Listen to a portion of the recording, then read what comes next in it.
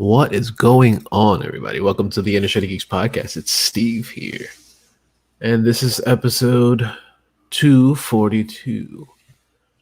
And joining me today, I got Renee. Hey, what's up, man? Chilling. And coming soon, or joining us in a little bit is Brian. Brian's will be joining us. I'll get him in here eventually. Okay. Yeah. But yeah, it's a whole new episode. It's been a whole week, and there's been a bunch of shit that's been going on, and we get with what we're here for, right? so how you been, man? What's going on? Pretty good. Yeah, had a pretty good week, I guess. Same old. I watched a couple things, but no movies, which I kind of want to fix this weekend. I've been working on the miniatures, and I've just been watching. I was watching The Nick on HBO Max. It's short for Knickerbocker. There used to be a hospital name, or I think that's the name of the hospital. Yeah. And it's got Clive Owen, and I forget the guy's name, but he was in Castle Rock the first season. Okay. The main dude. Mm-hmm. The Skarsgård dude. No, the other guy. The our version of Skarsgård, the black dude. Forgot his name. Okay. I know you're talking about. But and there's some other people too that are recognizable, but I forget what they were in, and it's actually a really good show. I finished the first season in like 2 nights.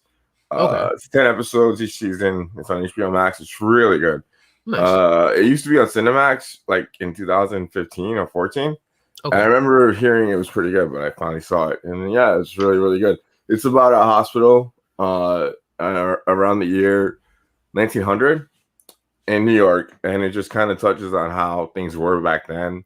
And it uses this doctor who's like addicted to cocaine and opium to be like the main guy. He's like our guide in this world. It's a really interesting show to watch because they a lot of the stuff they show in there is real. Like it's a medical show, and these people are like at that point, medicine was like they had made like advances because of the technological age from like 1890 to like 1910. Like they jumped like 50 to like 100 years in the way they did like medicine and surgery. So like the show is about that, and it's actually really good. One of the coolest things about it that I kind of got a kick out of is near the end of the season they introduced Typhoid Mary, and she was a real person, and the way the show shows her is what really happened. So it's a really good show. Nice. And like I said, I was working on the miniatures, the Warhammer 40K miniatures when I was doing it, and that was a whole other like fun thing to do because it's a lot of pieces. Like when you open the box or when you get a set, it looks kind of intimidating because it's like they're not put together. Like you have everything is just stacked. Yeah, it was really funny when I opened the box. I was like, oh my god, what did I get myself into? Mm-hmm. But once I started like putting them together, because they come in like these like plastic like trees, I guess is what they call it. It's like a little plastic blister thing, and you just kind of like cut them off. You cut the pieces out from there. And the instructions in the box were really, really detailed, so it's not that hard. But they're really small, so like I had to use a magnifying lamp to put a lot of them together. I had to glue a couple of them because when I was first doing it, I kept breaking off the pegs because that's the other thing about these. Like a huge thing about these is that you don't need glue to put these together. And from what I've been reading and gathering, most of the new plastic models now from Warhammer, especially for this last rule set that came out last year, you don't need glue. So it was really cool, like just putting them together without glue. That's even better. Yeah, but I had to glue a couple of things together. Like one of the motorcycles, I couldn't get the rider on right, so I had to glue them in. Okay. And one of the arms, I completely cut off the figure, so I had to like glue that, and it worked out really well. And today and tonight, I'm like priming them, getting them ready to start painting them, and it's just been really fun. Like I forgot how much fun it is. I haven't picked up a paintbrush to do that stuff since like 2005, 2004, and yeah, it's a lot of fun. I just got to find people to play with. Like I know at the store you can play it, but yeah, like the hard part's gonna be find someone to play. What I am looking forward to is putting together the Necrons, because that's really cool. Yeah, like those big the tall ones. Those look really cool and interesting. And yeah, hopefully I can remember how to paint I got the airbrush too. I got a really cheap airbrush for like Oh, nice. Yeah, sure. 20, Yeah. 25 on Amazon because I had like a bunch of points and coupons. Fuck yeah. And I've never used an airbrush, and I taught myself how to use it yesterday when I got it. Like I spent the night like just kind of going back and forth on different pieces of paper, kind of figure out how to use the spray and how to like make the paint work because we use acrylic paint to paint those models. Right. And yeah, you have to like that was the hardest part, like trying to figure out the mixture because it's supposed to be like 1, 2, 3 drops of water and then the paint, but it just took me a while to figure out how to do it. But yeah, that's literally just my week, man. Just like a lot of putting miniatures together and watching TV shows, and of course PS5, which I'm still loving a lot. The one of the new games for this month, if you're a PS Plus subscriber, is the Final Fantasy VII remake, and I downloaded it, and I'm looking forward to playing it. So yeah, that's been my week. What about you, man? Awesome. I've been chilling, man. Brian has joined us finally. Hey, Brian. What's going on, dude? How you been, man? I've been all right. How about you guys? Been all right. How you been? Because you've been out for a while. Yeah, in quite some time, hasn't it? Yeah, it's been a few weeks. It's been like what, 4 or 5 weeks or so. Have I been on since we did the New Year's thing? I think you're probably on. Yeah. I think you did like 1 or 2 episodes after the New Year's, and then after that, you pretty much been MIA. I don't remember. I lost track of time. Yeah. I've been good. I don't have a job right now. Yay! Welcome to the club. I basically had enough of dealing with things, and I had to do what was best for my my kids, and I'm a stay-at-home dad for the time being. And it's weird not having a paycheck, but it's pretty good. I mean, I get to spend more time with my girls, and that's what really counts. Because like I would see them in the morning, and I cut out for a minute for a morning because my internet's being really weird tonight. So basically, I would see them in the morning, feed them, change them, go to work. I'd come home.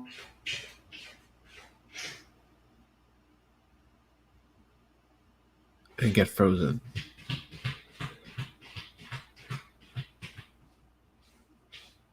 Yep, he's frozen. Woo! Okay. I guess I will continue until Brian comes back.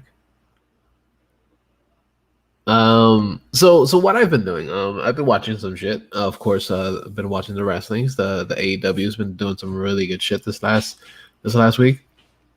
And one thing is that Shaq can actually he looks pretty good in the ring, and it's really fucking cool. Yeah, I was shocked at how good he looked because I saw that, and yeah, it was surprising at how good he looked wrestling. And Cody like really worked with him really well. Yeah, he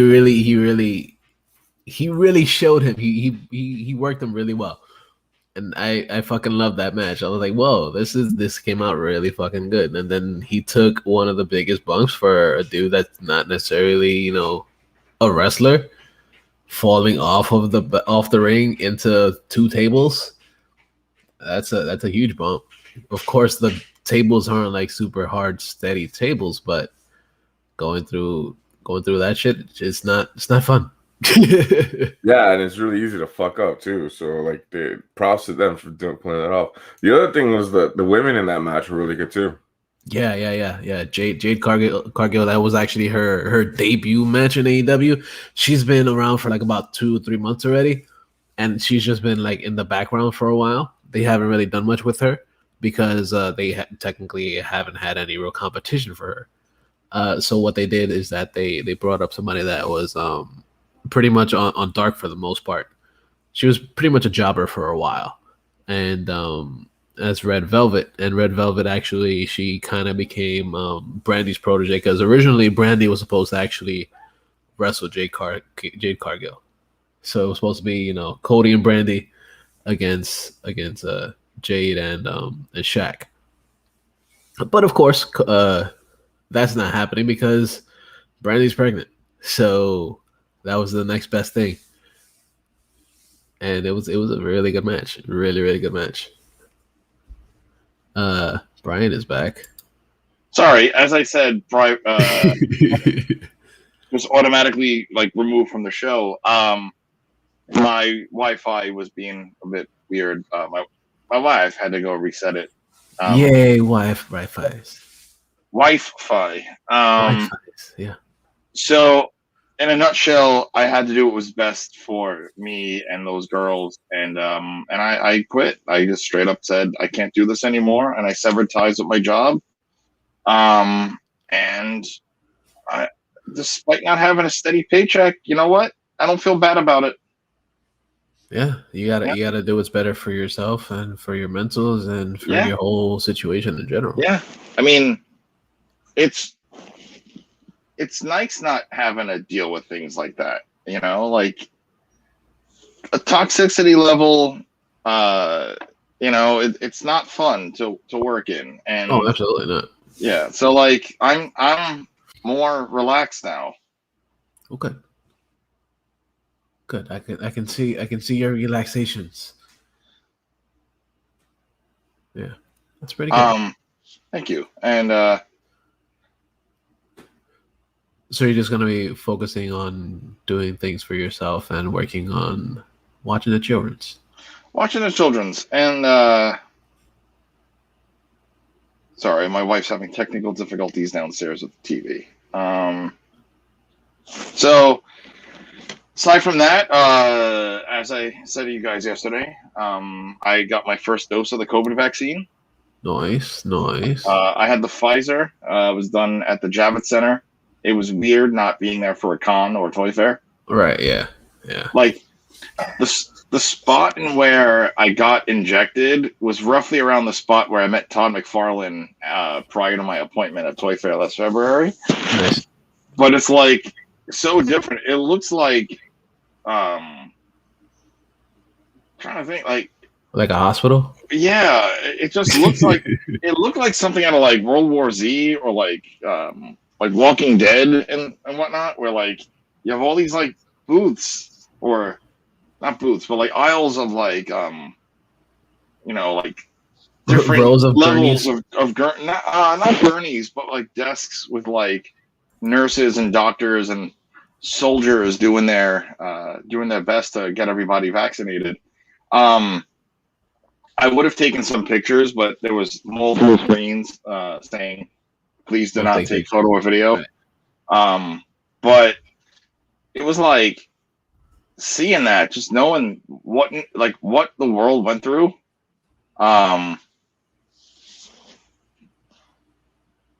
Did that on purpose. So, yeah, like just knowing what the whole world went through, this country too, and even just like New York City, just seeing everything change. And you know, the last bit of anything, so the baby shower was last March 7th, Mm-hmm. right? Which that's coming up on Sunday. It'll be a year. Yep. It'll be the day before this episode releases. Yeah, and like 5 days or so later, everything stopped. You know, and it's crazy that it took a year. And you know, we actually have like a vaccine and things are moving forward. I mean, it's a slow turn, but I'm just grateful that I was able to be part of the process. Right. Because I worked the whole thing. Yeah, you were essential. I was essential. Yes. So now that I'm, you know, even though I'm not at the job anymore, it's like, well, I still did a thing for a solid year, Right. pretty much. Sure. I'm gonna make sure I get this needle. Yeah. Might as And well. so I got the Pfizer. I don't feel like I'm turning into a zombie. I don't have a craving for any more like meat outside like a cheeseburger or a steak. Right. No brains. No, sadly. No human flesh like Army Hammer.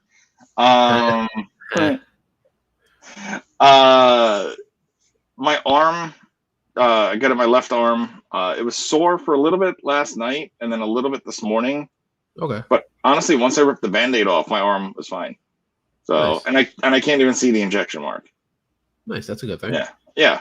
And then I go back on March 25th at the same time at 9:30. Nice. Nice. Very cool, man. Yeah, that's the one where everybody's like, "Oh, you're gonna be sick for the next like 3 days." I'm like, you know what? I don't care. Right. What am I gonna do? Call out of work? Yeah, pretty much. Yeah. Like, I don't care. Like, bring it. Fuck it. You know. That's awesome, man. That's awesome. I'm glad you're getting ready to handle the shit that you gotta handle. Yeah, I mean, especially as you guys know, my wife had it in November, and it was a scary time. And so like,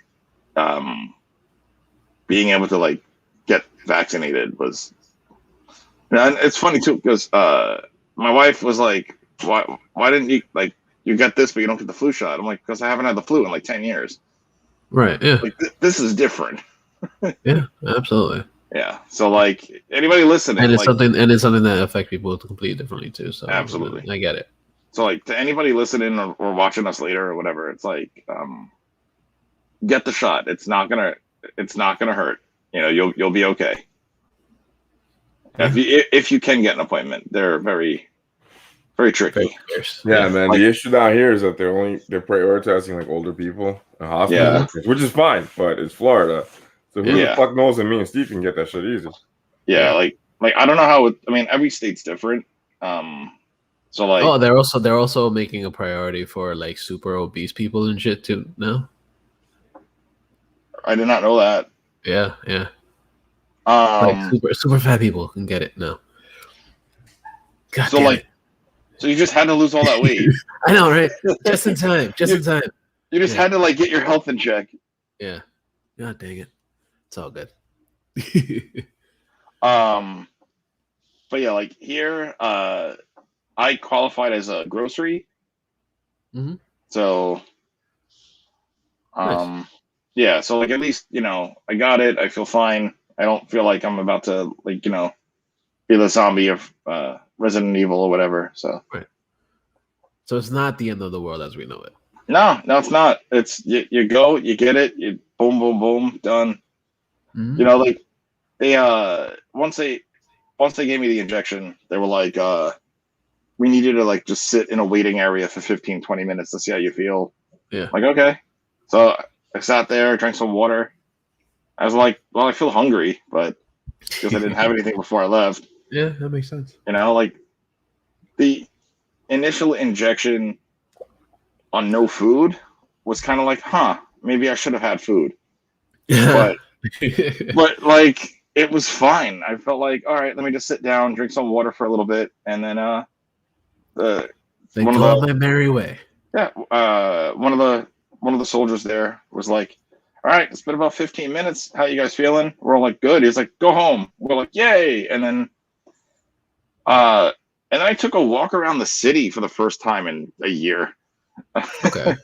That's fair. Man, everything is it was a ghost town. I because it was kind of a beautiful day out. I walked from the Javits Center.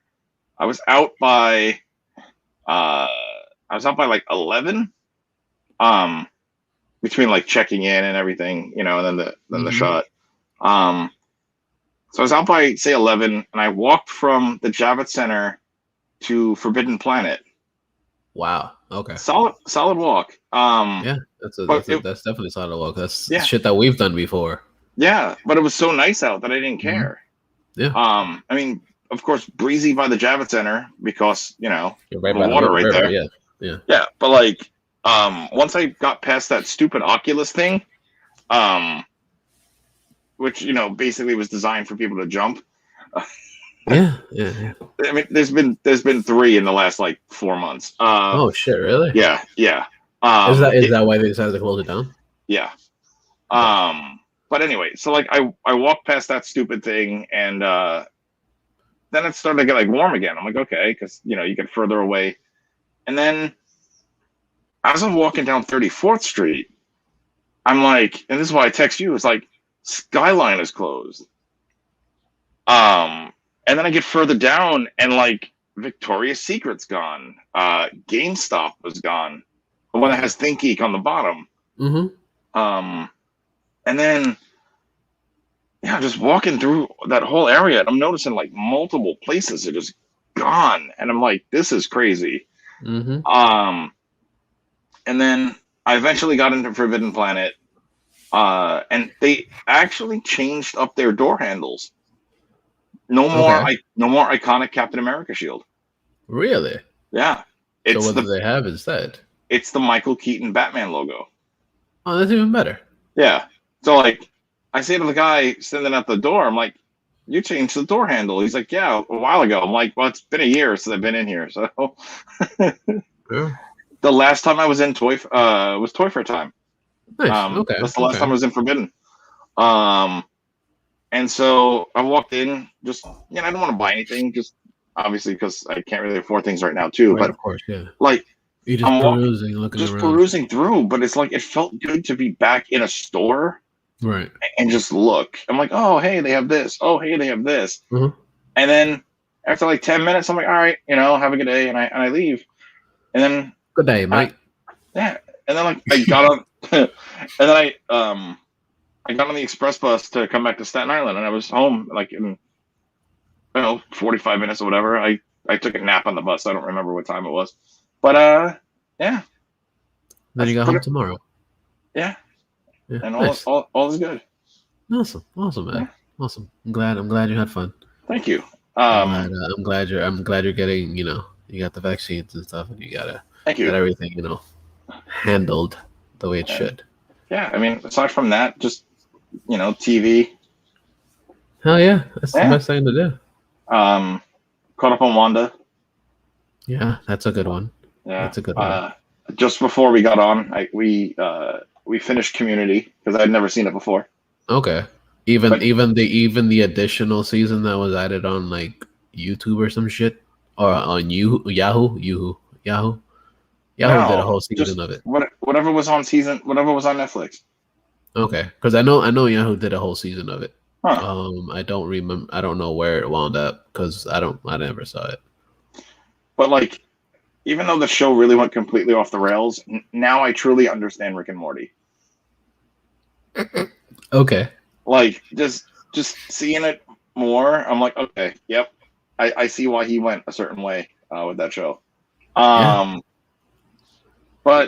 caught up on. I caught up on The Sinner with Bill Pullman. Okay, how's that? That's a good series. 3 seasons, 3 different cases. Okay. I caught up on. I'm watching Behind Her Eyes right now. That's pretty good. The lead actress is actually Bono's daughter. Okay. And then I'm watching. No, I'm sorry. We just finished. I just finished Hotel Cecil. Oh, that's a good one. That was good. It's sad, but it's a good one. It is sad, but I actually I watched it because I remember that case like very vividly. Yeah. I watched it. I watched it a couple weeks ago. I actually spoke about it last week with Renee, and it's a sad story. It's a fucked up story. Mm-hmm. And yeah, it's a good watch. It is definitely good. It's definitely good. A good 4 episodes. Yeah. For those that are interested in it. Yeah, and Hotel Cecil was basically what American Horror Story Hotel was loosely based off of. Mm-hmm. Yeah. So, being that was my favorite season of Horror Story, I was like, I gotta watch this. Yeah, that was a very weird season of Horror Story, but it was good. Yeah, and so like seeing everything going on that at this everything surrounding the Cecil, like Mhm. Skid Row and like all the homeless, and that was like a drop off point for like reformed felons and Right. Yeah. offenders and Yeah. whatnot.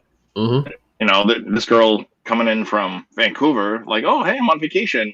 You don't Yeah. know if you're riding in an elevator with somebody who like just like got out for murdering, Mm-hmm. and Yep. was reformed. Yeah, it's so. Oh man, just thinking about it's just Bonkers. chilling. It's bonkers. Yeah. Yeah. But aside from that, that's what I got. Nice. Very cool. Very cool. Very cool. So I guess back to the wrestlings. Dude, the AEW Dynamite this week was really good. I enjoyed the fuck out of it. I was very excited to see that they actually have the final woman for the contendership for the women's championship title at the pay-per-view this week in Revolution. Very cool to see. They're going to be two Japanese wrestlers. It's Hikaru Shida against Ryu Nakazawa or some shit like that. I forgot her last name. But they're both really good. They actually face each other a bazillion years ago, from what I've read, and it's pretty good shit. Very excited to see what they're gonna do with that. Dynamite's been pretty good. It's good shit. Then we got to see Paul White in there this time, which is very cool. And he's no longer. And he goes under Paul White now, doesn't he? Yeah, he goes under Paul White. I actually wound up, like I've said it before, like I've become a total mark for them. Mm-hmm. And I wound up buying right after Dynamite the No More BS shirt. Dude, that's such a great shirt. Dude, it is so cool. I was like, I need this. I need this now. That's such a fuck you to WWE. Yeah. And then not only just that, but like during Dynamite, the Young Bucks, they did a hell of a promo when they were talking to MJF and Jericho, because they're fighting together for the title at Revolution as well. But they were like, yo, like we're one of the best tag teams ever, and if we didn't fucking build our way up and actually do the things that we can do, you guys would probably still be at the Performance Center trying to do shit. Yeah. I was like, oh shit, okay. Like I remember one of the first times I've ever seen or heard of the Young Bucks was at an ROH show at Hammerstein. Oh, nice. Okay. But it was like the top floor. What was it? The Manhattan Center. Mm-hmm. So, it was there was the Young Bucks versus, I want to say, was it the Bristols? Okay. And a balcony seating. We were a little far back, so it was hard to really see the whole match. But I just remember everything that I saw. I'm like, okay, these guys are something. And this was 2006. Yeah, it sounds about right. So, yeah, and I'm just like these guys are just incredible performers. Like, yeah. But I also, being a big fan of the E at the time, I was like, these guys need to like be here. Of course. But that's everybody's thought. Like, oh yeah, these right. people like they're so damn good. They should be at the big shot. But then you see, as you get older and you pick up on politics and we'll use toxicity as a prime example. You see why, as good as they'd be in your head at this level, they would never succeed. Right. Especially in a place like that. Because think how long it took for certain people to get pushed, and think about all the people that you wanted to see pushed that they gave a they have a selective push. They pick whoever they want to pick, and they'll say like, oh yeah, we'll bring you in, but we just won't push you at all. It's like, in my opinion, it's bullshit. Kofi Mania didn't last longer than it did. Nope. But look how long it took them to push him. Yeah. He's been there for what, almost 15 years? He's been there. I remember when he had the Jamaican accent on, cutting the promo on the beach for their version of ECW. It was like Kofi Kingston coming soon. Mm-hmm. And I was like, okay, this guy has charisma. And I didn't see anything fighting style, whatever, or wrestling style yet. And then I watched him, and I'm like, oh, okay, this guy can move. Yeah. And then you see all the, rumbles and whatnot, that just the agility on this guy, and they pushed him for all of a hot minute. It's like, they really did. Like, I'm absolutely shocked that the company finally gave Lashley a title. Yeah, because he's been around for a while too. He left. I remember when he left.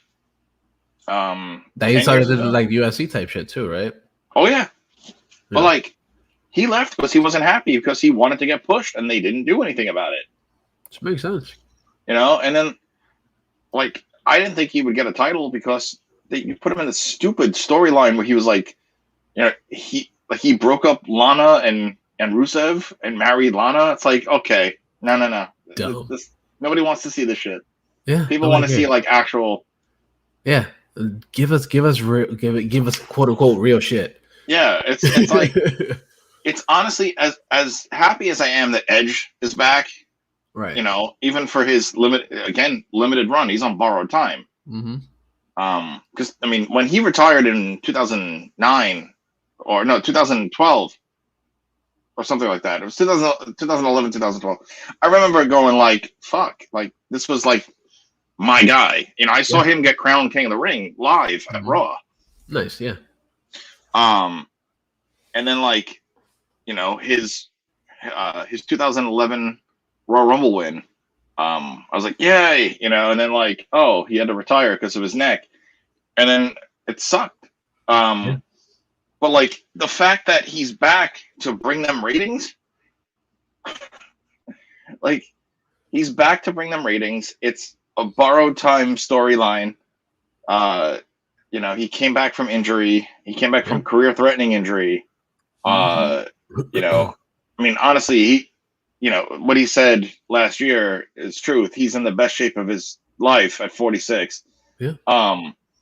And like, he's going to win the title. It's going to be the WrestleMania moment and whatever. Right. But it's somebody who has done it. He's a Hall of Famer at this point. He's held how many titles? How many world titles? Yep. The fact that he's going after Roman Reigns for the title, I get it, because they finally pushed a better version of Reigns down our throats.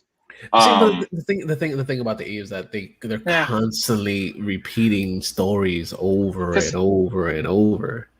Very, very valid, because how many times when Edge was in his prime, how many times was it on Raw? Edge versus Cena, Cena versus Edge, Edge versus Cena, Cena versus every week for like 3 months. You're like, okay, why is this a match again? Yeah. That, and then after that infamous like Edge getting pushed into the Long Island Sound, it's like, okay, you think that would end it? No, the following week, it's like, oh my god, Vince, step away. Basically. But not it's not even just, I wouldn't even say it's just Vince. It's also like the writers that they have in their room. Like, they're literally just like, they're shitting out storylines, going, hey, I just put this on toilet paper. How's this? Oh, it's great. Yeah, pretty much. Oh, but man. one thing that I am super excited for Revolution, as actually this weekend, is that Paul White mentioned that there will be there could be a potential Hall of Famer coming to AEW. That's going to be signed. That's going to be signed to AEW. At Revolution, and that's fucking exciting because we don't know who the fuck it could be. A lot of speculation saying that it could actually be Christian, which I know he just recently came back to WWE. Yeah, they had that Royal Rumble moment, right? But it could have just been just a momentary thing that he did. I don't know. But then there's also huge thoughts and like speculation saying it could be Kurt Angle coming there, or Mark Henry. Oh, if Mark Henry showed up, that would be a big FU to WWE. Yeah. Especially because they're really close friends. And in fact, Mark Henry was on the Big Show for an episode. Yeah. So was Rikishi. Yeah.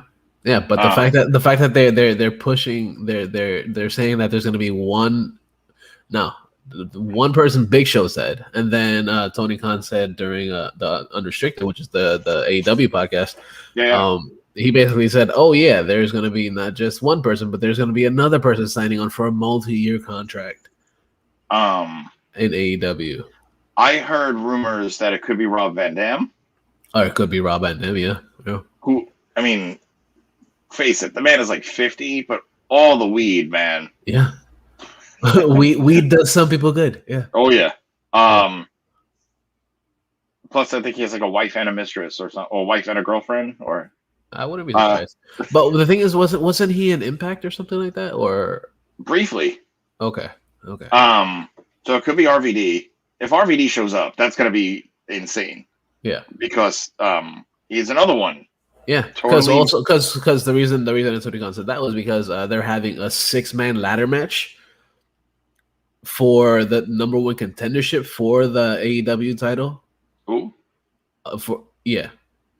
They're having a 6-man tag for it, for the contendership for the title. They've announced pretty much 5 of the 6 people already. Okay. And that one person hasn't been mentioned yet. Got it. That's the surprise. Yeah. Off like the very slim chance in hell that it could be him. I wouldn't mind it if it was Charlie Haas. Oh yeah. Because he and Jackie like they're ended or whatever, and I know he's been itching kind of to wrestle again. But again, it's like a percentage of a chance that he'll ever show up. Yeah. CM Punk would be another good one. Yeah, that's one thing that I've heard a lot of, CM Punk. And also there's also a lot of Japanese wrestlers that haven't like been on contract at New Japan and stuff like that. So that's a huge possibility as well.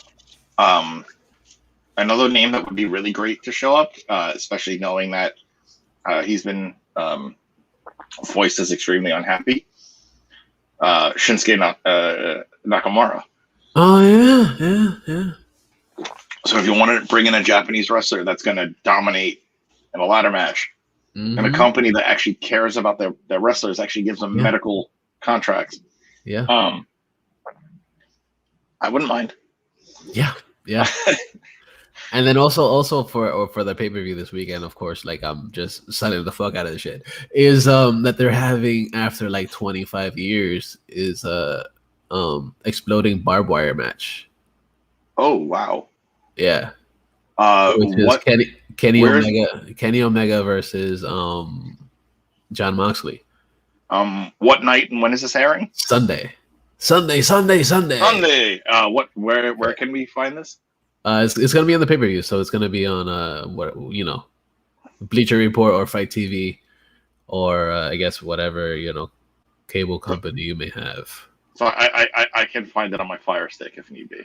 Yeah, if need be, possibly. If need be. Yeah. It's gonna be a hell of a show. It's gonna be really, really good. Because like I'm thinking about it, it's like now that I'm home on Wednesdays. I mean, I couldn't this week, but now that I'm not working, it's like I can actually watch AEW on Wednesday nights. Yeah, man. Good shit, dude. Just download the TNT app. Yeah, exactly. That's what I do. Because I mean, I've been really itching to get back into wrestling, and everything I watch with AEW, just everything that they do for their people. I mean, down to that fucking sob story of a tribute show from Brody Lee. Yeah, I still get like I'm still like dead inside. It was a hell of a tribute show. The fact that all they're doing is fucking good, man. Like I haven't had like a bad episode. There hasn't been a bad episode. Each episode honestly gets better. Every episode is better than the last. That's great. Yeah. So yeah, I'm really excited because like now you have me wondering who the hell this wrestler is going to be. right? Who both of these wrestlers are gonna be? I mean, the fact that here's another wrestler that WWE did nothing with, Sting, Yeah, and he's there now. and he got full medical clearance, Yeah, in ring dude, clearance. dude, he took a power bomb a couple weeks ago I from saw, Brian Cage. yeah, I saw the images of him like laid out. Yeah. It wasn't like a minor power bomb. It was like a full on power bomb from like one of the biggest dudes in AEW. Yeah, Brian Cage is huge. And he lifted him like nothing. Like he was just fucking paper. He just picked him up and dropped him. It's fucking insane. But that's just it. The fact that Sting is how old? 60. Yeah. And just like he got medical clearance to just go be the Stinger again. And it's and honestly, I mean, the first like month of him just showing up was creepy as fuck. Mm-hmm. Like, and the fact that they got like the fake snow coming down, like in real time, it's like, oh man, fucking dope. So Cage, Brian Cage, and Ricky Starks, both really good wrestlers as well, really good workers, are going up against Sting and Darby Allin, which is a TV champ. Okay. In a street fight. I heard about this. Yes. In a street fight at the pay-per-view as well. It's gonna be crazy, dude. Uh-huh. I'm super fucking excited. I want to see this. The pay-per-view for it's stacked like a motherfucker, dude. Yeah, I'm excited. There's gonna be so much fucking shit on that, so I'm excited for it. On some other shit that I've actually watched. Because we just went on for like a good 20 minutes just talking about wrestling. Nerds. Yeah, word. Two things that I watched that I really fucking enjoyed, other than WandaVision.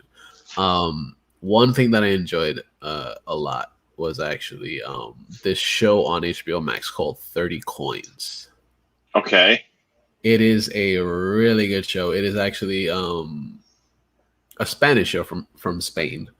And it's basically the story of kind of like good versus evil.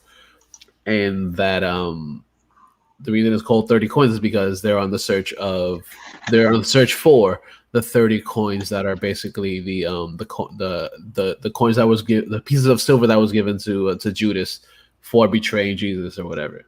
Okay.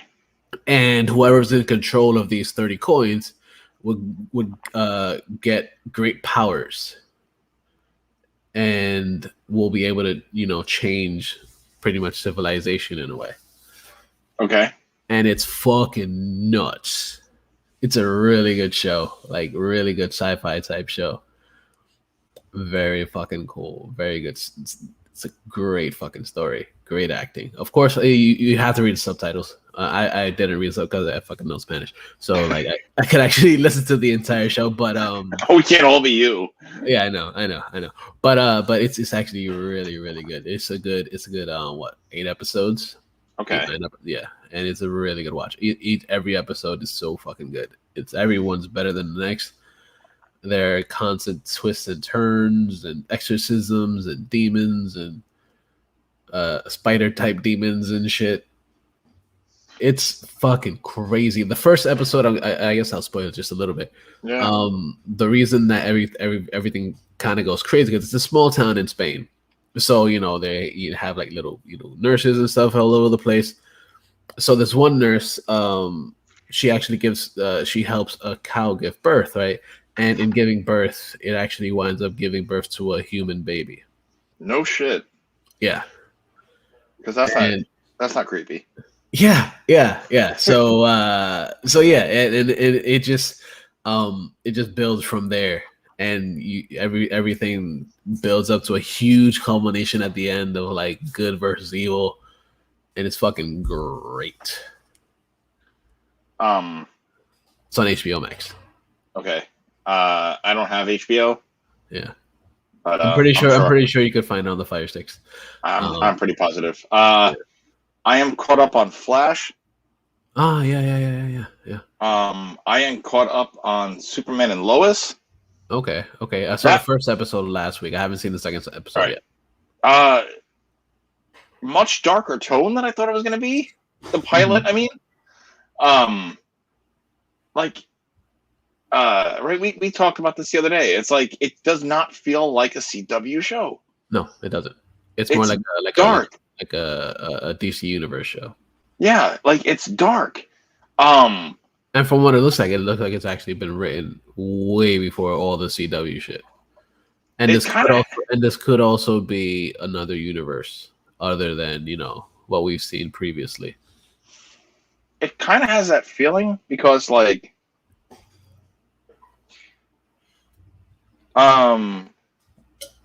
it has a totally different vibe. It didn't start by going with like Clark going like, "Oh, hey, my cousin Kara." Yeah. It showed you him coming to Earth, him meeting like him learning how to be Jonathan dying, him going to Metropolis, him becoming him, meeting Lois, showing her that he's Superman, yada yada yada. Here's where we are. Yep. And cool. Yeah, it's just so well done. It's so well scripted. And there's no mention of anybody other than them. It has it honestly has what the Arrow vibe of how Arrow started. Yeah. Different concept, of course, but the dark, gritty tone where it was just that character. Mm-hmm. No mention of anybody else, just that character and that character's family and story arc. And I love that aspect of the show. Absolutely.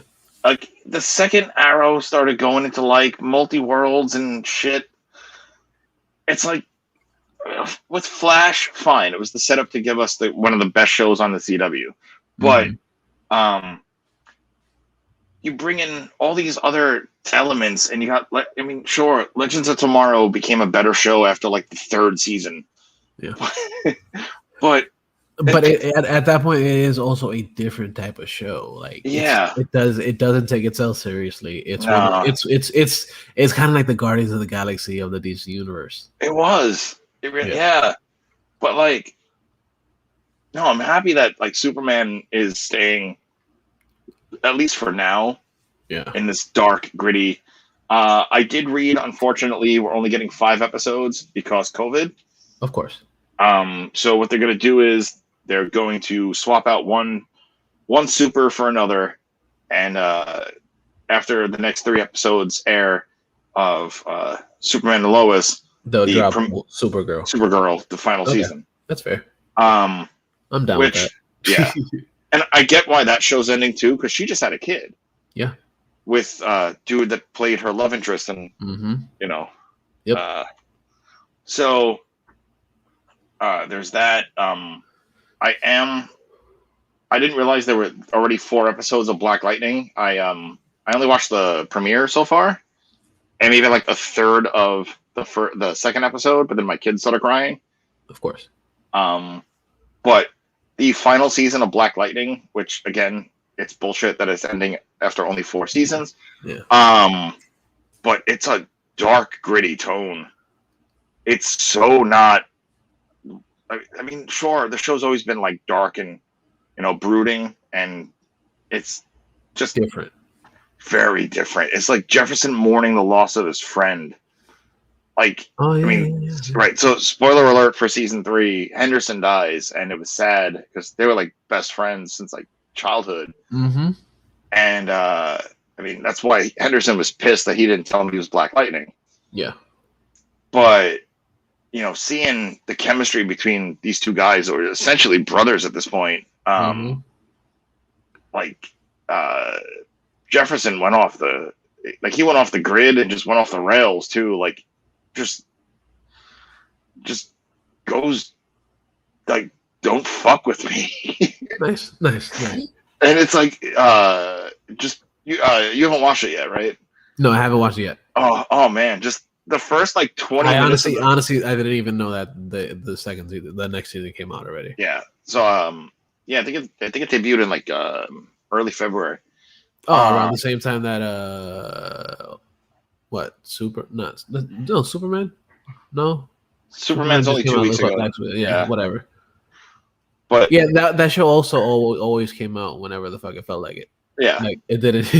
And like I highly doubt the fourth and final season will ever touch back with anything of the Cross Worlds. Yeah, that's fair. I mean, it was cool.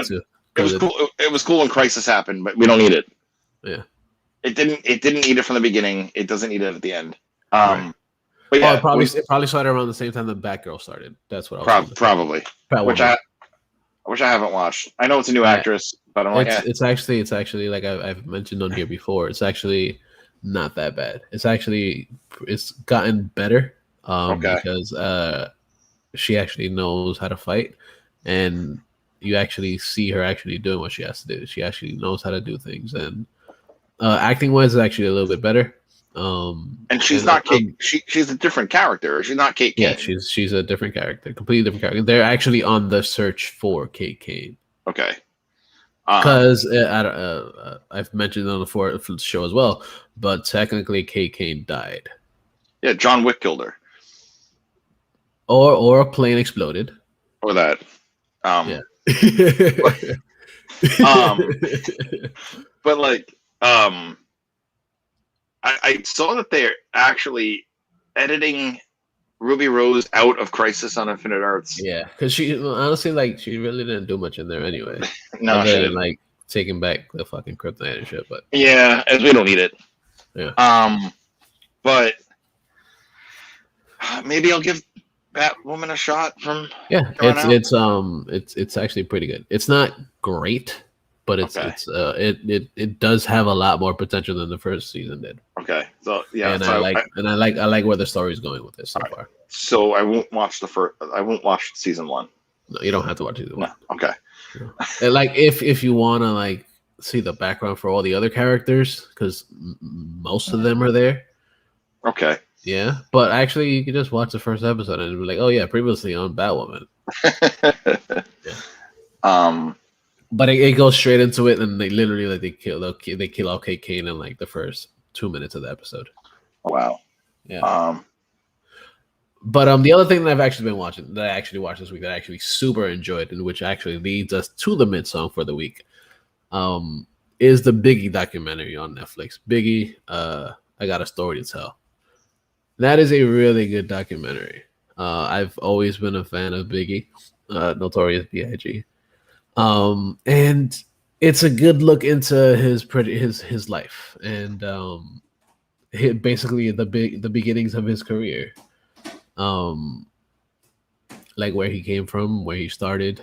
It goes into a lot of his his youth and his doings of the drugs and sellings of the drugs and shit, and it basically takes a deep dive into all that shit, and it's a really, really good documentary. It's definitely worth checking out, and I will definitely be watching it again, which is another reason why I decided to pick for the mid song a song from him, and also being that he died on March 9th, so this this is basically it came up pretty much in due time for his anniversary or whatever. And one of my favorite rappers, I don't really listen to rap anymore because, of course, to me he was probably one of the greatest that I've listened to. There have been others out there, but he's one of the top ones that I can listen to, and I can be like, okay, yeah, this dude he was like lightning in a bottle. Yeah. It's also before. That stuff is old too, but the reason I hate hip hop now is because it doesn't sound like this. Yeah. So, it's a lot of telling stories, talking about what the fuck is that noise? Yeah, Brian. Sorry, I shifted my chair. No, it's your headphones. Oh. The Biggie stuff is just amazing, and he died really young, and he died before a lot of his music could be done. I guess because he had so much stuff ready to go. But yeah, like the song I'm gonna pick is one of my favorites. And but yeah, every time I say fuck rap now, I'm just like, yo, like this is why like none of you motherfuckers can even come close to this ability. And at one point or another, there was like a whole most of the rap was like almost as good, but he was always the best, and I prefer him over Tupac. Oh yeah, I agree. I definitely agree with that because like Tupac is okay, but he's nothing compared to. I guess I could say this. He's the fucking goat, dude. Plus, like the whole like if you look into Biggie's story, because I know the documentary came out and it's supposed to be really good on Netflix. He was a real gangster, and Tupac wasn't. So kind of that's another thing about him too. Yo. Like I just love him.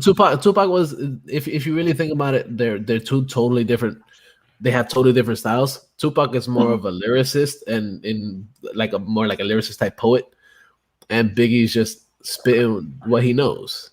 Yeah. He's speaking the truth. He's speaking his story, which is kind of why the documentary is called a story to tell.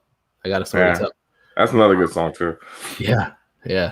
It's a great documentary. It's a great watch. So before we get into some more geeky shit, because we just did a whole lot of shit, I got you with it's Unbelievable from Ready to Die, his first album. It's one of my favorite songs. And I figured I'd play it on this one. Why not, right? So we'll be right back.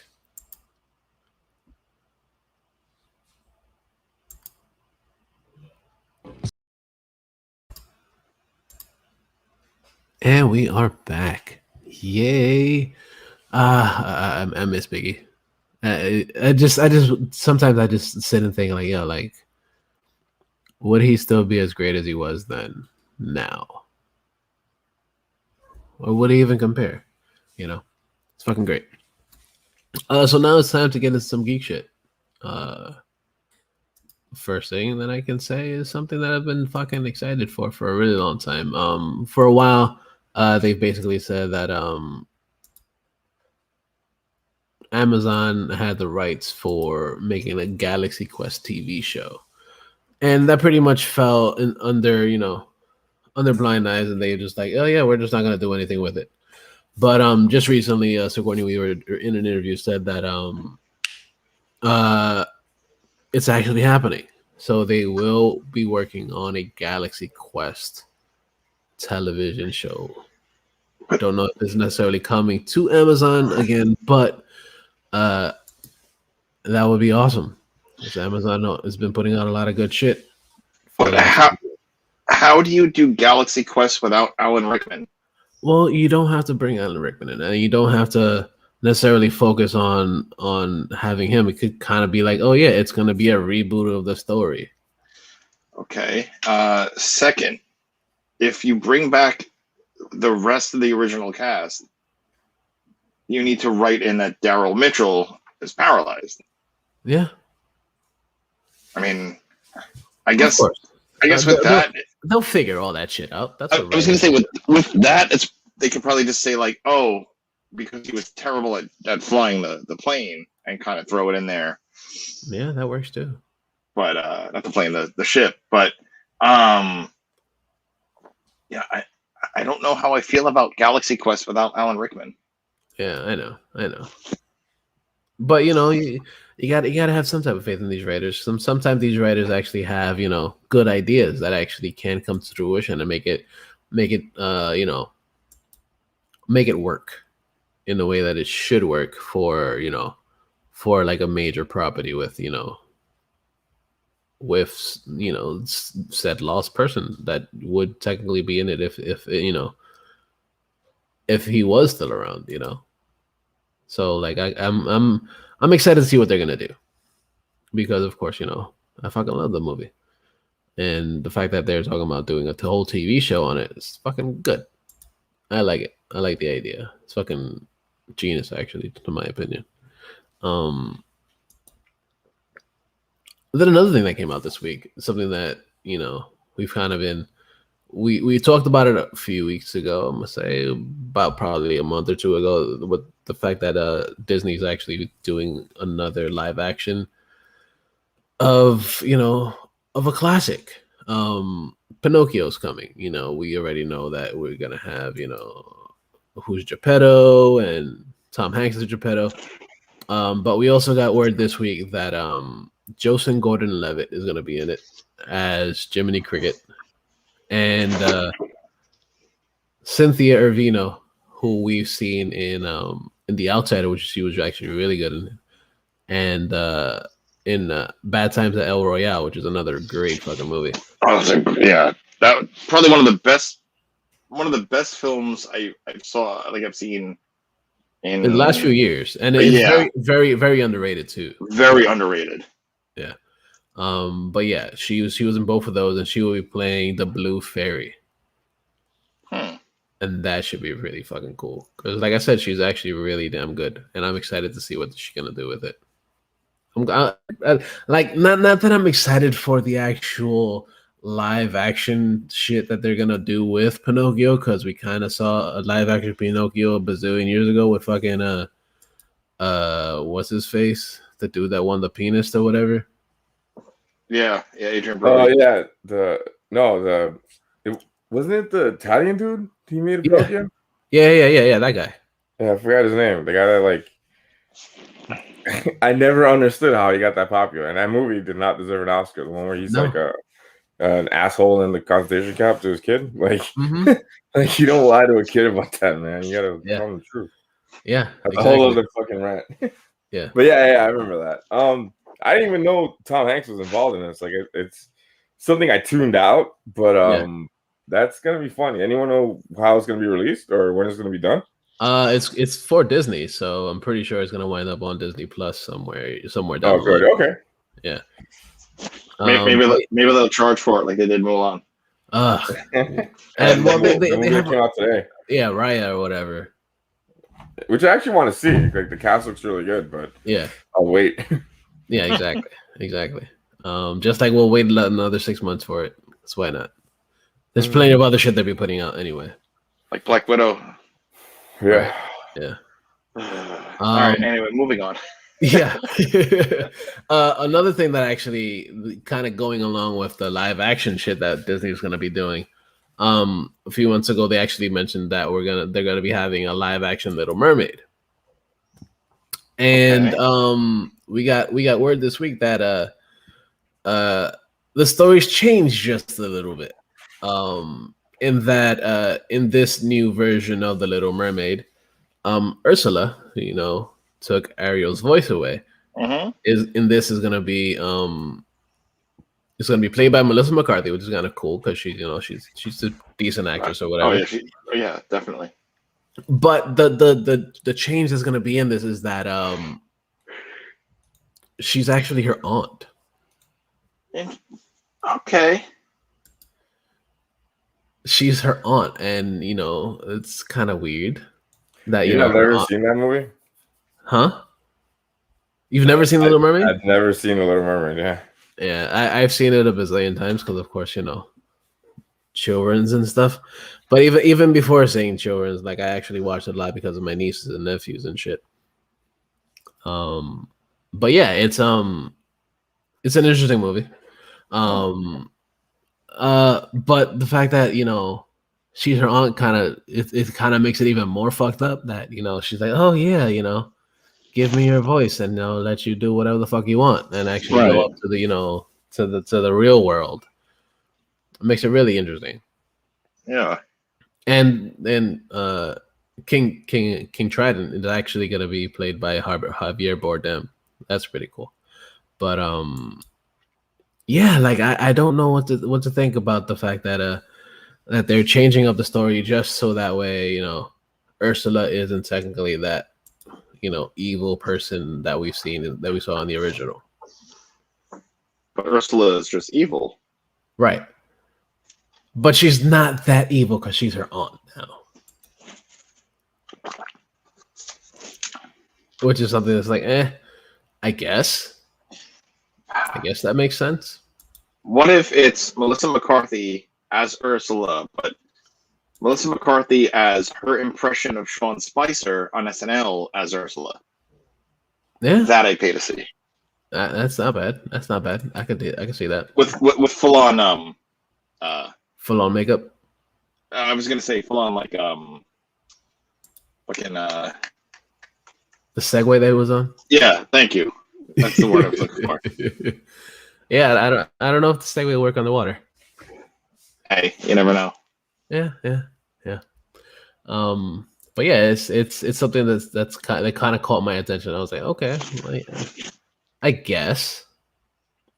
Another thing that caught my attention was actually, we've been speaking about Blade for a while, and how it's supposed to be coming out for Marvel and the MCU and shit. So this week actually, we've pretty much what came out is basically that Marvel's looking for or searching for a teenage girl to be casted in Blade. And the huge thing that a lot of people are thinking is that, like, also kind of makes sense, is that being that Blade is an older character, he's not necessarily young, Right. He's been around forever. Is the fact that it could actually be introducing Blade's daughter, who is technically Fallon Gray in the comics, who's the Daywalker's daughter, and that's gonna be fucking cool. That would be good. Yeah. And I mean, that's a movie. I mean, first off, I love Blade and Blade 2. Mm-hmm. Blade 3. Well, I like it for certain other reasons. Agreed. That's not. Yeah, it's the whole history behind Blade 3 is a story for a bonus episode. Yeah. But Blade and Blade 2 are just two of the best pieces of Marvel cinema before it was, before it was the MCU. Yeah. And of course, Wesley Snipes as Blade was just flawless in those films. Mm-hmm. And his performance in part 3, well, that's part 2 of the bonus episode. Yeah, that's hilarious. Like stuff about because he was like so unhappy with the director and he's smoking so much weed, he just didn't give a fuck. They had like fucking CGI his eyes open on one scene. It's so stupid, man. But no, I agree. The other thing about the new Blade is I think they changed the rating back to PG-13 or something. Yeah, it was supposed to be R, but like when they were talking about it this week or last week, I saw something that said the rating went down, and I'm like, ugh, like I get it, but they should like maybe do a director's cut that's R, because like, Blade should be violent and gory as fuck. So 110%. Yeah, but I mean, because the other ones were R, right? I believe they were. The last one, yeah, I know the second one definitely because I have that movie still. Blade 3, where Mick from Legends was Dracula. yeah. And he dubbed like a different voice too. It wasn't his voice. Mm-hmm. Because at that point he was just modeling. He wasn't really acting then. I mean, the whole. I guess we're doing the bonus episode. The whole reason behind Ryan Reynolds being the not Deadpool of that movie was basically he was the comic relief to keep that movie going. Yeah. Because like from what I understand is like the entire time that movie is being filmed, Wesley Snipes didn't want to be called Wesley. He wanted to be called Blade. That makes sense. I'd rather be called Blade if that was my name in the movie. But like, call me Blade. Oh man, we really need to do a bonus episode for that. So anyway, so Blade 1 and 2 were fantastic, and Wesley Snipes as Blade was just great. But obviously, we didn't get anything new with him for so many years, and then he was in jail for not paying taxes and everything else in between. But when they surprised us at SDCC in 2019 and Mahershala Ali came up on stage, I was like, okay, I can see this happening. And now just like seeing like a new Blade film is going to be great, but I don't know how I feel about PG-13. Yeah, I agree. Yeah, but the fact that Marvel's already like, okay, yeah, we are actually gonna do a rated R version of of Deadpool, so there could still be possibilities of actually having Blade rated R as well. That's right, because Feige actually said that he's keeping Deadpool rated R. Yeah, no, we spoke about it a couple weeks ago. Do you think I listen when I'm not on the show? Come on. I would hope so. That'd be nice. I got other first world problems. Yeah. But yeah, now that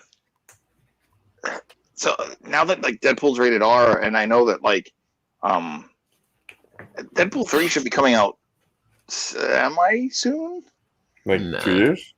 Yeah. Like, yeah. 2 years? Would you say 22, 23? Would you say the next phase? Like at the end of it? Probably phase 5. Yeah, because remember they were like fighting over who's gonna do it. Mm-hmm. Yeah, they were fighting over who's gonna make it or how they're gonna make it. Yeah, because even Ryan Reynolds was like, I don't know what's going on for a long time, and then like they finally reached an agreement at the end of last year. Okay. So I think realistically, probably the end of 2022 or beginning of 2023. I would think. Mm-hmm. Okay. Because like I would just love for Deadpool to pop up as all like the breaking the fourth wall cameos at the end of each film. Yeah, that would be cool. God, could you imagine? I mean, nerd train of thought. Like, what if he showed up in Spider-Man: No Way Home? That would be cool. Yeah, we definitely need to see Spider-Man Deadpool. Mm-hmm. That would be awesome. Yeah, because WandaVision did what? Set up Phase 4. Yeah. Yeah. It absolutely did, and that's kind of the point of it, because that's the first thing for the Marvel Universe after Endgame, pretty much. They haven't really done anything since then. Right. Yeah, because 2020 was a bust because COVID, and Black Widow was really was supposed to be the starting point. Yeah. Yeah, was that because I think that was the only film of Marvel for 2020. Mm-hmm. Yeah, and then it was supposed to lead into TV shows in the tail end of the year. Yep. And then everything got delayed. Yeah. This fall? Yeah, because because Wanda was the end of January. Mm-hmm. And then we're gonna be Wanda just ended in a couple weeks. Right, Wanda just ended. So today is the 5th. Yep. So yeah, we got Falcon in 2 weeks. We said. Yep. Yeah. And then that's gonna be 6 episodes. Mm-hmm. Then there's a break. And then a week of the making of, and then I think that leads right into Loki. And then that should be lead into another thing, into the What If. I think it is after that. Okay. And it's a lot. Speaking of What If, apparently Chadwick recorded a lot of his lines before. Oh, nice. Well, that'd be cool. Yeah. That'd be really cool. Yeah. Yeah. So, Blade and his daughter. Want to see that? That should be cool. That should be really fucking cool. Then some other news other than the Marvel universe, because it's not all just about Marvels and shit. Red Sonja, character that we've known for ages. She's getting a cinematic reboot. We've had Red Sonja a bazillion years ago in the 80s. And they're working on a Red Sonja movie, and they pretty much got Tasha Hu to actually be the. She's working on a script for it. She is currently working also on a Tomb Raider animated series for Netflix. So the fact that somebody's actually working on two things that's actually pretty related to the shit that we talk about is fucking good. Because Red Sonja is one of those characters that hasn't really been done very much since the 80s, other than like in comic book form. I'm excited for her. And then the fact that she's actually also working on Tomb Raider for Netflix, it's kind of cool too. Because Tomb Raider is another character that we haven't really seen other than in the movies and on the TV on the video games. But I kind of want to see an animated version of it, kind of like an anime version of it, For Tomb Raider, are they gonna do like? Is it gonna connect into the reboot, or is it just a straight up new story? I'm not sure. I'm not sure.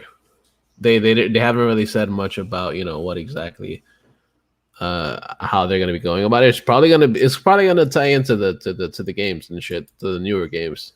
Okay, because I know for the movie reboot, they were looking to do like a sequel. I don't know if that's still a thing, but it might be still a thing. If it's the same girl, I think it should be. Okay. Yeah. But I'm excited to see what they're gonna do with Red Sonja specifically, because they could also lead into them actually doing a better version of Conan the Barbarian. I would take that. Fuck yeah! Oh dude. please, yes. Yeah. I hate that fucking the last one they did with Meathead. Yeah. Or even them doing King Conan. I would love to fucking see that shit. That should be Yeah, I great. think Arnold will be down too. So hell yeah, he's not doing shit right now.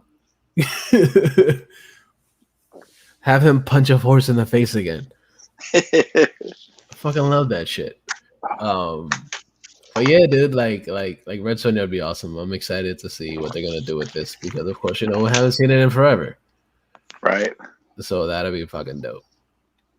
And then the last thing that we have here on the docket for today is Space Jam. Space Jam New Legacy. We haven't gotten a full trailer for it yet, but we did see a little bit in the teaser trailer for HBO Max, and we finally got a little bit more of a look into what the characters are gonna be looking like for this the sequel to Space Jam New Legacy, which comes out on HBO Max on the 16th of July. Okay. It's kind of soon, but we get to see what they look like, and it looks pretty cool. Like, I'm excited to see what it's gonna be, and when it comes out, of course. When did Space Jam come out? 96? 15 years ago. yeah, that movie's old, dude. Like, it's so old. Yeah, it's old as fuck. But we actually get to see everybody with their new uniforms, and it's pretty fucking cool. Of course, Daffy is always gonna be fucking Daffy. Yep. What a lot of people are really upset about, which is I don't see why they should be upset, is Lola Bunny. Lola Bunny in the first one, she was very sexy. Yeah. Yeah, she was seductive. Exactly. Yeah, she was super seductive, and what they're doing in this one is that they've pretty much unsexified her. They just made her look like a tomboy, or somebody's actually a girl that actually wants to play the fucking sport. Right, because like Space Jam, the original with Lola, they did the modern day version of Jessica Rabbit. Yeah, that's exactly what they did. They made a seductive character in animation that everybody's like, "Oh, what's this?" And it's like, chill out. It's an animated character. Yeah. Like, and the fact that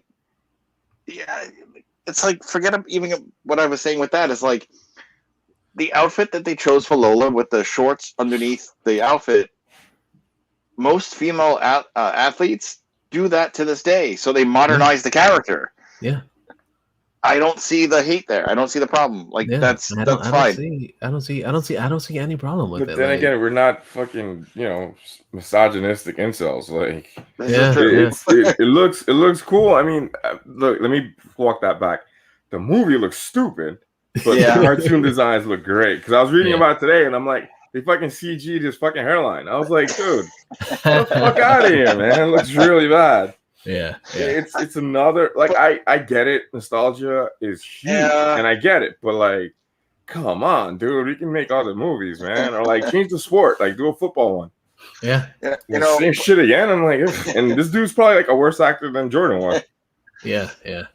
So the story behind this year's Space Jam now is that actually of course it takes place 16 years in the future, but not necessarily in the future, but like what happens in this story is that LeBron James is playing a video game with his son, and he basically gets brought into a video game universe, which is pretty much what happens. So he gets sucked into the Warner Brothers mainframe or whatever. Okay. Which is where he winds up meeting up all these characters from there. And they're gonna be fighting, I guess, the new versions of the Monstars in the fucking in this. They didn't say necessarily what the name of the characters are, but the person that actually is in charge of them is actually Don Cheetos. Yeah, that's the stupid part. He's supposed to be like a CG guy. CG character. Yeah. See, Oh, Don no. Cheetos right there. Yeah. Don Cheetos.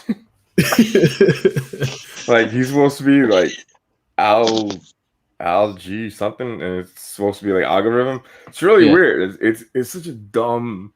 Like everything I read and saw about it just like makes it look dumber. Like I read an article that came out this week, the one that we're showing now, and I'm like, that looks really, really dumb.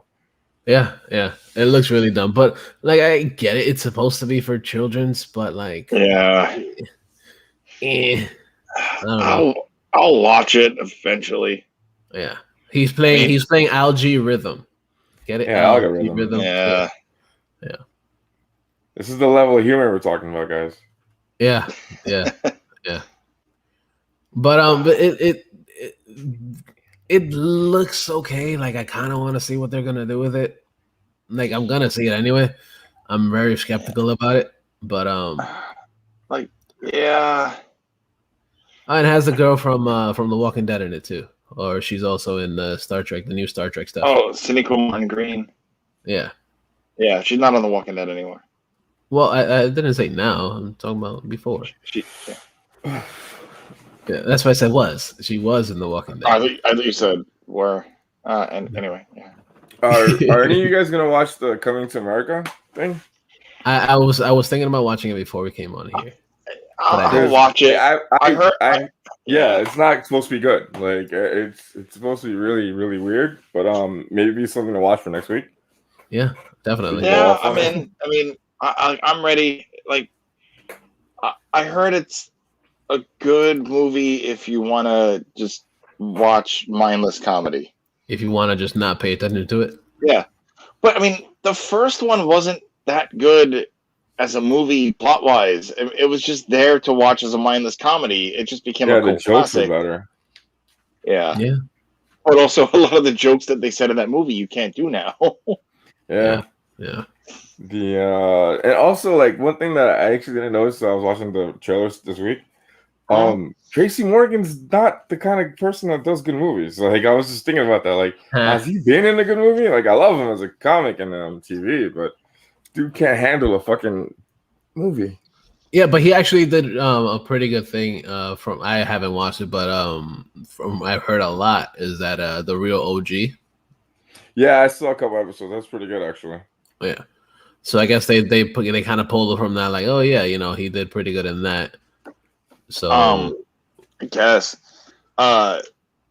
So speaking of the last OG, 2019, I was in Park Slope. I was walking. I think it was like going like comic shop hopping. Mm-hmm. For like toys and shit. And like I remember walking on Fifth Ave, and it was like 13th Street.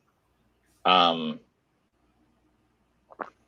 know I was coming from the gym because the gym was around the corner. So left the gym to go nerd shop and then walk home because I live not far from that area at the time. And I'm like, headphones in, you don't care, you're just walking. And then somebody was like, "Hey," and they put their hand. I'm like, "Oh, hey, I'm sorry." And I didn't realize trailers and a sign because I really was not paying attention to anything but like my phone and like myself. And then I look at the New York City filming signs, and I was like, The Last OG. I'm like, "Oh shit, cool." So I cross the street and I'm watching as Tracy Morgan is shooting a scene with one of the other characters, and this was on 13th Street, or it might have even been 12th. This dude was so loud that I went to GameStop that was 2 long blocks over, and this dude was still in the background. Nice. That's awesome. And I'm like, "Oh, yep, they're still filming." And yeah, I thought that was pretty cool. But I don't know how I feel about how Coming to America 2 is going to be. I'm just going to go in it and watch it. Yeah. I know they got back the original cast. Yep. I mean, obviously everybody but the actress who played his mom because she died. We don't need a mom anymore. What are those? But like, yeah. I guess I'll watch it. Yeah, I'll watch it. I'll probably watch it sometime this weekend. So we'll definitely be talking about it next week. Yeah, so that pretty much wraps it up for this week. So you guys got anything else to add this week, or? No, we're good. No. I'm good. I think I'm okay. All right, awesome. So yeah, make sure you guys go to InnerCityGeeks.net. We got a whole bunch of shit. Sometimes we got, of course, we got this show. We have It's Poppin'. We also have Brian 2J Presents. That'll be up eventually because Brian's got stuff to do with the children's. I got the chillins. I got unemployment. Like yeah. You got more important fish to fry. I think eventually I'm gonna give my review of the Mezco Toys 1978 Christopher Reeve Superman that I got. The YouTubes are so flooded with that figure already. Maybe I'll do it. I definitely don't have anything else scheduled. Buying new things is going to be hard for a bit. I might just go on the channel and just talk to you guys, if you guys don't mind just looking at my face and me discussing things. Yeah, because it is Brian 2J Presents, so it could just be anything, not just. I could just present myself, and you got to fucking deal with it. Yeah, exactly. Yeah, so you got that up there. We also have Comics of the Water, Manga Time, Anime World, InnerCityGeeks Turntable, First Watch, Good Games, ICGPW Slamcast, which we kind of had earlier, and so much other shit on there. Go check all that shit out. And yeah, because why the fuck not? Then we also have places that you can listen to the show. You can listen to us on SoundCloud, on Stitcher Radio, on Google Podcasts, and on motherfucking Spotify. Yes, you can find us all on there. And you can find on the website, you can actually find some pretty cool places that you can get some pretty cool shit from. You got CBDMD, where you get some pretty cool CBD shit. There's also Soul Sick Clothing Company, which is a pretty cool place to get t-shirts and hats and stuff for a pretty decent price. A lot of cool designs, a lot of cool shit. So make sure you check out Soul Sick Clothing Company. So SOESIC clothing.co, and type in InnerCityGeeks for 15% off of your shit. Then there's also Beard Option. You get some cool beard shit from there.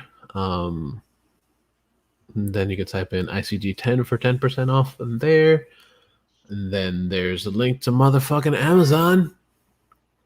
Get some cool shit from Amazon, or you can get your first month free of Amazon Prime if you don't have Amazon Prime. Go do that. And pretty soon we're gonna have another affiliate link on there as well. Just trying to get all the stuff situated for it, and it's gonna be a pretty cool one. It's shit that actually relates to the show as well. So you can go check that shit out. And then you can find us on the socials. So go to facyspace.com/InnerCityGeeks, on Twitter at InnerCityGeeks, on Instagram at InnerCityGeeks, and where can we find you guys? Bri, where can we find you? You can currently find me scrolling on my phone for a picture of the Tracy Morgan thing I was talking to you guys about. But if you don't want to like just stare at me for 10 minutes trying to find me here, you can find me on Instagram at Bri2J Presents, or my personal Instagram, Bri2J, Twitter, Bri2J, I'm sorry, BRI_2J. Yeah, that's about it. You can go to Bri2JPresents.com as well. New content coming eventually. Yeah, that's fair. Go there, check stuff out, have a good time, and shut the fuck up. Thank you for joining us again. You're welcome. Renee, what's up, dude? Where can we find you, sir? You can find me on Instagram and Twitter at DarthBX, one word, DarthBX, and yeah, it's the same thing on everything, like PSN, Xbox, Instagram, Twitter. Yeah, we don't really use Facebook anymore, so yeah, fuck that place. Yeah. Yeah. And you can find me on the Instagram and the Twitters at Mr. Jackal, MISTERJACKAL. And yeah, so that pretty much wraps it the fuck up for this week, because we've had a good one. I'm glad to have you back, Brian. And it's cool. It's gonna be a good. Thank you guys for all listening. And you're welcome. And every time that you like say your Instagram and Twitter handle, Steve, I picture like you're about to like do it like Disney, like MISTER. Yeah. Well, what we need is like the bouncing ball when you fucking. We should. Yeah. Wait. Let's go to the intern. Hey, kid. Right. Yeah. Yeah. But yeah. Thank you guys for listening. Thanks, you guys, for checking out the show. Thank you guys for having me back, because I was the star of the show the whole time.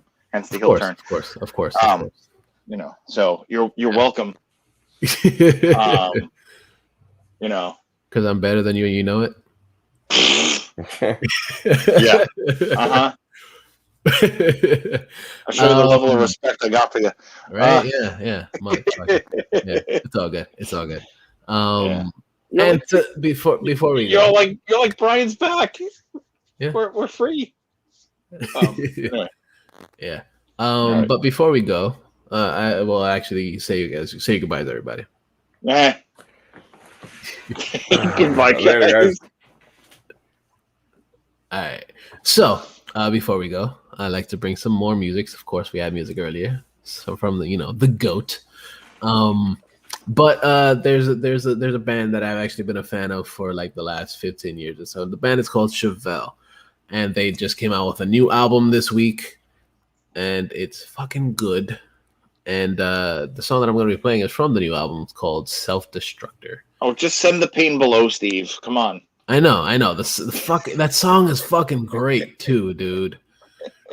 But Chevelle has gone from a trio to a duo, and it still sounds pretty fucking killer. I'm a big fan of theirs, and it's exciting. It's good shit. So don't be a dick, but always fucking remember that the geeks shall inherit the earth.